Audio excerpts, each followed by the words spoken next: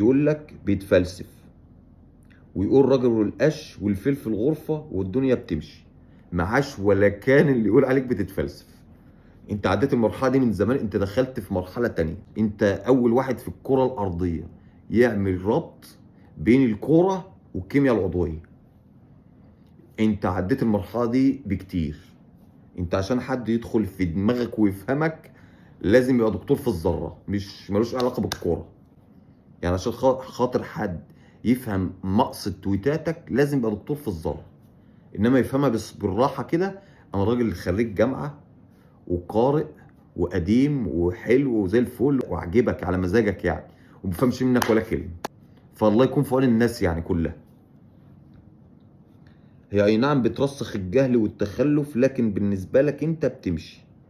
انا مش عارف هي بتمشي بتروح فين، وايه اللي بترسخ الجهل والتخلف يعني. انا تهت منك يا باشمهندس. يعني مين اللي بترسخ الجهل والتخلف؟ جهل وتخلف ايه في الكوره؟ اذا كان الكوره ذات نفسها تافهه، يعني هي الكوره ذات نفسها تفاهه. الكوره معمول عشان الناس تنبسط وتستمتع وتفسد دماغها. فجهل وتخلف ايه يابا الحاج؟ مع احترامنا الشديد ليك، انت اصلا محتاج جهل وتخلف تاني مصمم عشان الناس تصدقك.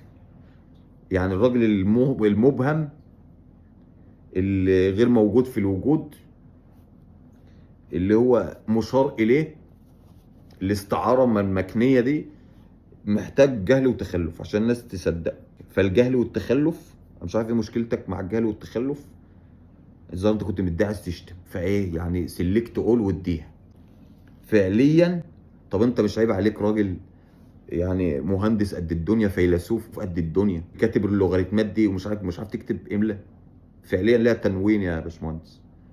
فعليا دي لها تنوين كده، اسمها فعليه. المهم عشان ما نتوهش منك، احنا تايهين خلقه، نكمل.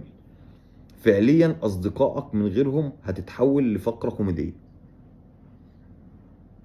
اصدقاء مين؟ اصدقاء هذا الشخص اللي مشار اليه الغير معلوم اللي في دماغ الكابتن احمد عفيفي. انا شاكك انك زهقت من الجهل والتخلف. لا ما اكتب، مش كتبش التخلف يعني المره دي، ما اكتبش الجهل والتخلف. انا شاكك انك زهقت من الجهل وقررت تنور الناس. هو قصده على الراجل اللي في الاول خالص، اللي هو كان قرر ينقذ الموسم. بيقول له انا هشاكك انك زهقت من الجهل والتخلف وقررت تنور الناس. لا تكون بقيت تنويري ومخبي عليا بقى. تنوير يعني زي ابراهيم عيسى ويوسف زيدان والناس الحلوه دي.